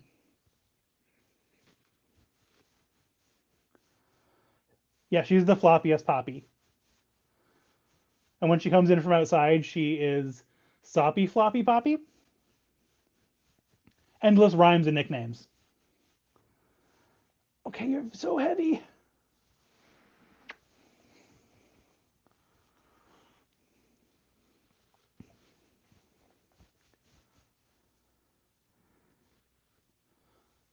I guess I should see if anybody's actually been posting pictures of gnomes, huh?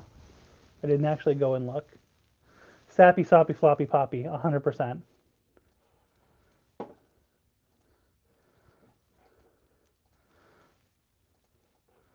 Guys, there's not a single picture of a gnome. What are you doing? I want to see your gnomes. Hi. Oh my god, that was the tallest yawn I ever saw. It was so big. Apologies to anybody who's showing up looking for me building a Nook or a book Nook and is just getting a dog. Oh yeah, don't leave the computer to share gnomes. Share gnomes later. Oh, the bot won't let you send pictures. I need to figure out Carlbot. I'm so incredibly bad at running a Discord server. I have no idea how any of it works. I don't know how bots work. I don't know how Carlbot works. I don't know why I installed Carlbot. I thought it would be helpful. Okay, you want to go? Okay, go. Go, go, go. Yes, absolutely. Join my Discord army. Rachel, don't you also have a Discord and I've just never bothered to join it?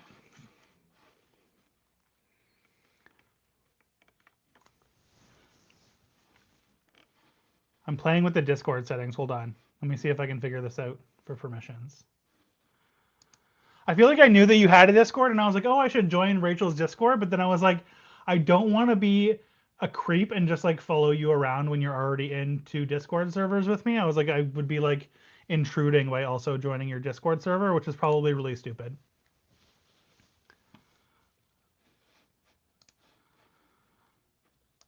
Channel settings, permissions.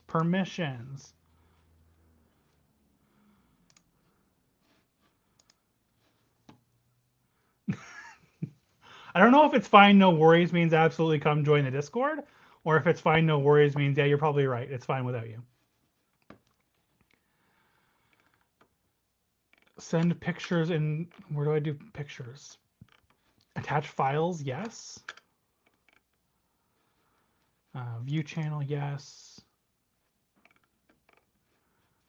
Invites, messages and threads, create threads, why not? Embed links, absolutely. Reactions, emojis, stickers. Read message history. Voice messages and polls.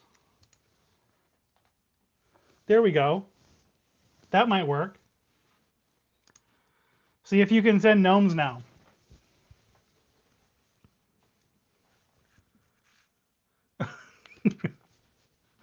Come on, gnomes.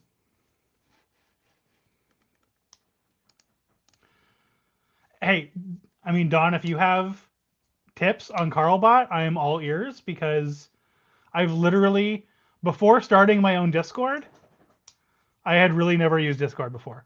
I saw your pictures show up and then they disappeared, Rachel.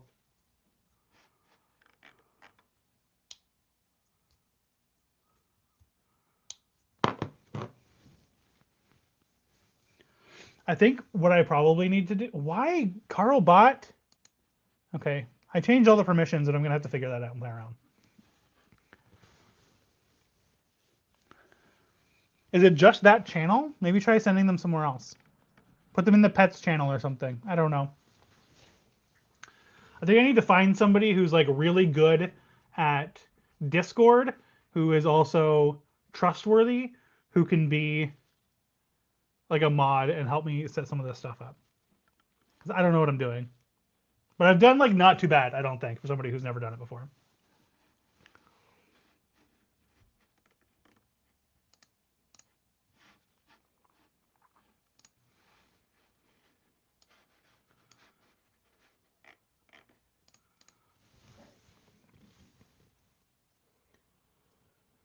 I'm starting Malazan in 2 days, 3 days. I'm going to start on January 1st, and then guys, I'm scared.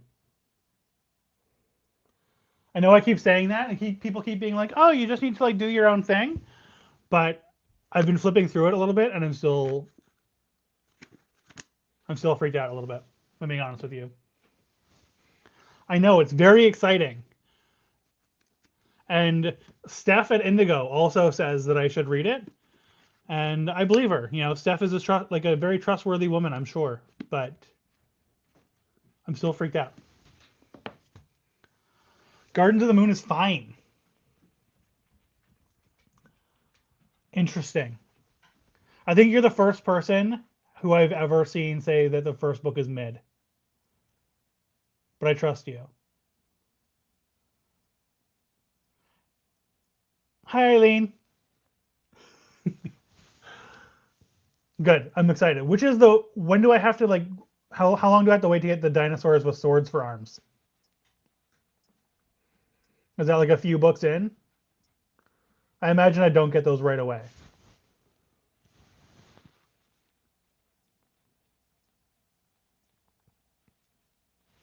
There you go.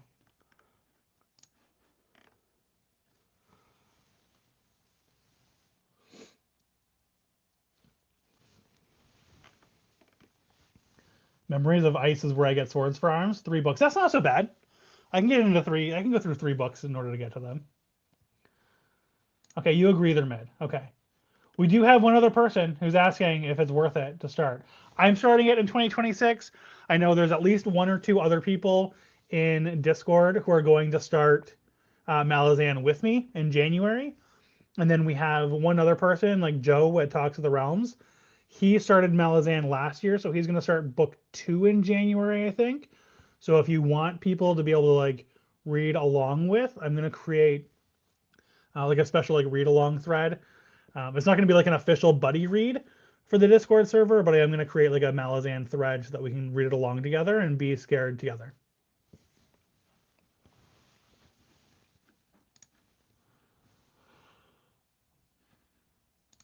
This is honestly the thing. I think it was Hectate that initially told me that there was dinosaurs with swords for arms, and that's what sold me on Malazan above anything else. Like if it can be epic fantasy with also shit that is weird enough to like put dinosaurs with swords for arms, like I'm all in. I'm fully in.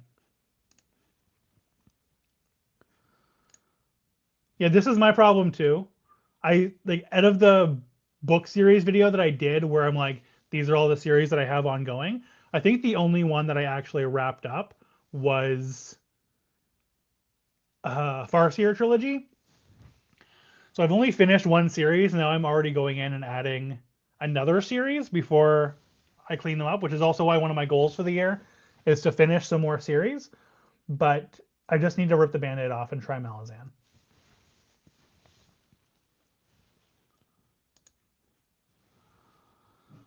My original goal was to like, I guess not a goal, but my original thought process was I was going to read, like, try and read one Malazan book a month and do like a vlog starting Malazan like in January and like doing the vlog for the whole year, but not actually posting it until I had finished the series. And that sounds like way too much fucking work. So I'm gonna not do that. And I think it's gonna be more fun anyways to read it with other people. Will Robin Hobb make you cry? Yeah, absolutely. Mara's correct. Robin Hobb is really good at like torturing her characters and torturing you in the process.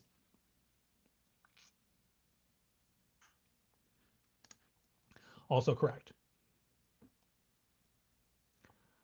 Yeah, this is also my concern with Malazan, which is why I was like, if it's that dense already, I would rather like read it with some friends, read it with the community, and take my time rather than like try and do like a sprint and read all of them in a year and make a video out of it. I don't even know why I was thinking about it because I can't do a single vlog. Like I've done 2 vlog style videos before, and well, I think they turned out okay. I hate it. I hate it, and I'm not good at it. It is not content for me. I do not know how you guys do your vlogs because they're always so good and they seem so well put together and everything flows really nicely into each other and your B-roll is really good.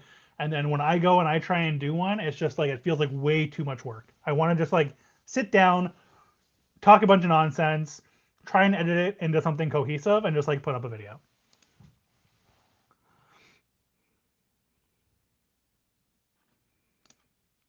Yeah, and I don't think that Fitz is like meant to be relatable because he's so fucked up and so many bad things happen to him.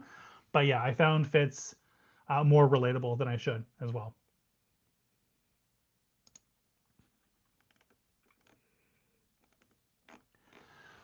I also noticed when I finished King Sorrow, I was reading the acknowledgments at the end of the book, and if you haven't read King Sorrow yet, it's very similar in the way that like he is just like evil to his characters. He like nothing is off limits. You can do like he'll do what like anything to any of those characters. He puts those characters through absolute hell. And I was like, man, this guy must be friends with Robin Hobb. And when you get to the acknowledgement section at the end, if you read through it, there is just like one passing line where he thanks Robin Hobb for being an early reader of the book. And I was like, that makes so much sense. Like, of course, he went to Robin Hobb, probably gave her like, or probably gave him torture advice.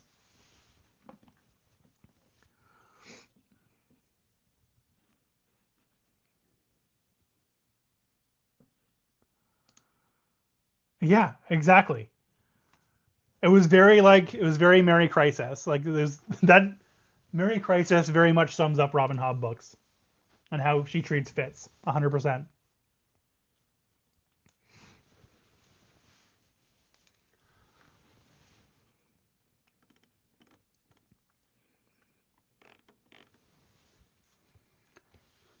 Yeah.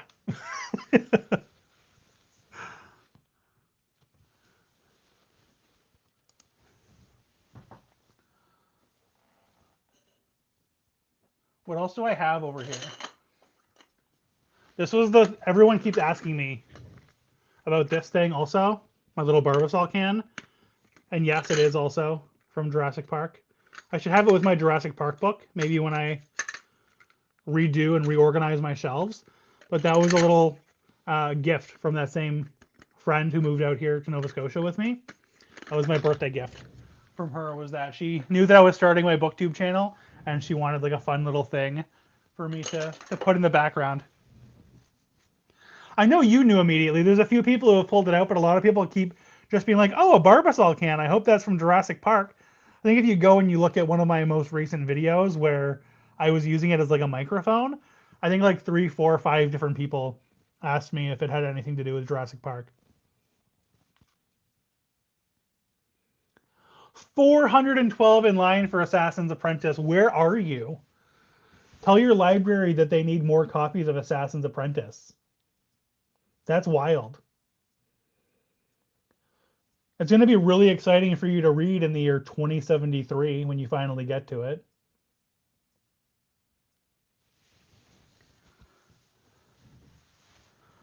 412.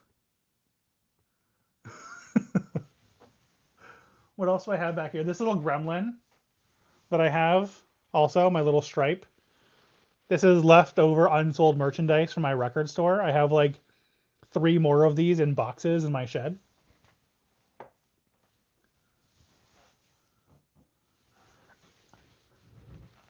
And then I've got my Wicked mug because I'm also like this like big fan of musicals. I saw this in Toronto before Wicked was cool, and this musical absolutely blew my mind.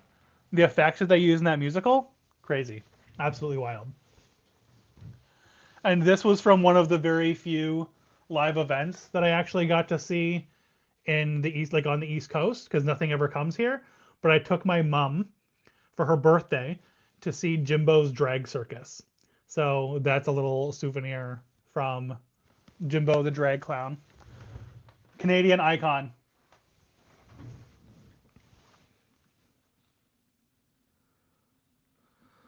I'm very impressed with the fact that you're going to try not to buy books for an entire year as a challenge. I wish you the best of luck and I hope you're able to get through. I mean, I have more than enough books between my Kobo and like my actual physical books that I haven't read that I could probably do the same thing and not buy books for an entire year. And that would be financially responsible, but I don't know that I could actually do it.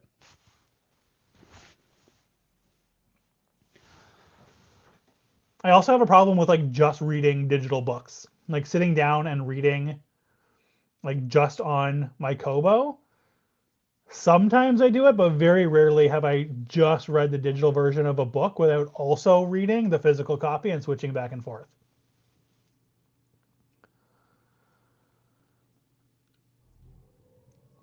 Mayor, I hope you're getting really good deals on audiobooks because they are so expensive. 300 unread audiobooks is crazy.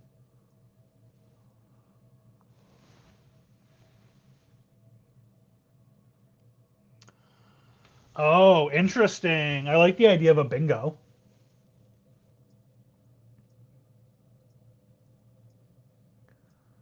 I think we have a couple of people in our Discord that are doing the same thing and are on like a book buying ban. And I think that's fair.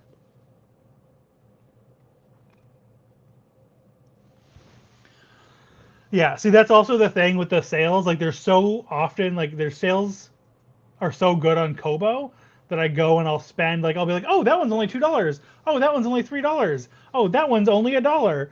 And I just buy them whenever they come up. And I'm like, oh, I'll read that eventually. And then I probably end up buying way more books than I'll ever read. But I still feel good about it because I didn't pay full price for them. So it's like girl math, right?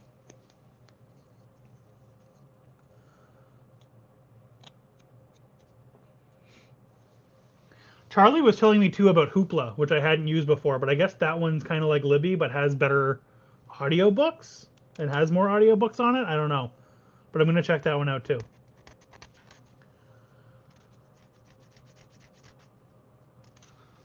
This is crazy.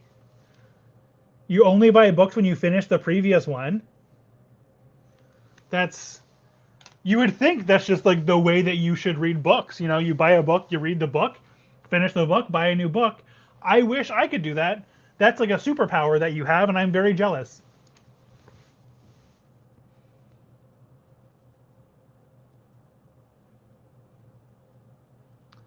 I wasn't sure if Hoopla was in Canada either, but it looks like it is, so I'm going to play around with it.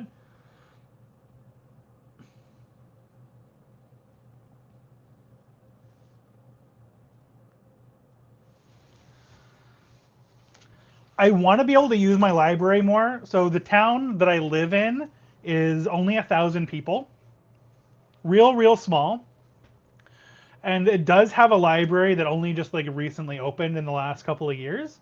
But it's like this tiny little room in this abandoned looking building that's attached to a gym that nobody ever uses.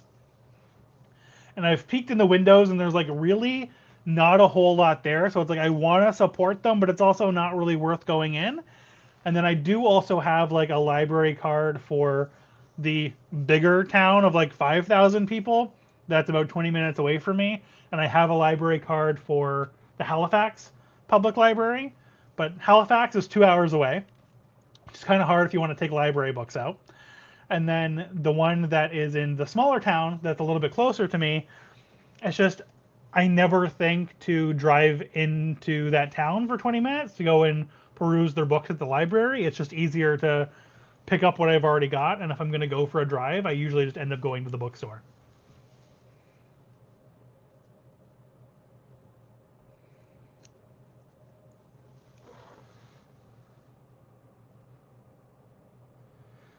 Do you use the wish list in order to like track the sales or just to kind of like track the books that you want to read and like eventually maybe purchase them?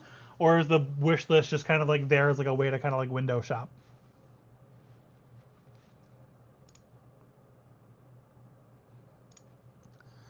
I think I could do this. They have an app which is pretty cool for being like a small town, so I think I can put them on hold. But the issue is like I every time I go and I try and like there's a book that I want to read, it's never available, which is fair, especially because it's a small town. They have like really limited copies of books, and the hold times are usually like 2 months. But I don't know what I'm gonna want to read 2 months from now. So half the time, like I'll say, okay, I'll put it on hold, but I'm also wildly impatient, so I'll just end up reading it. Or the 2 months will roll around, the book's available, and I'm in the middle of another book, and then have like a buddy read that's also coming up, and I end up just letting the hold expire, and it just never works out. What I need to do is like pay attention to when they're doing their book sales because I know they do that sometimes and they'll like clear out old books and you can get some really good deals. And I could at least try and support the library that way if I'm not actually going and like taking books out.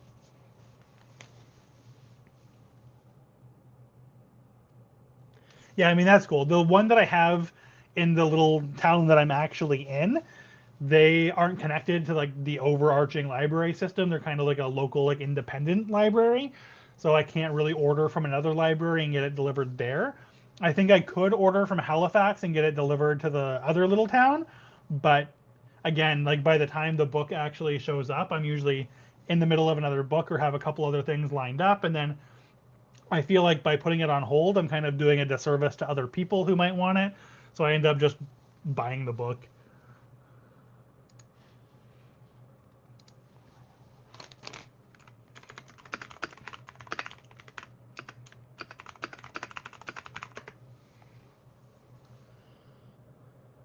Yeah, that's smart. So you track the book that you want to read using a wish list? That's interesting. Do you also use like a Goodreads or like a Storygraph or anything, or do you just typically use the wish list? I think that's smart.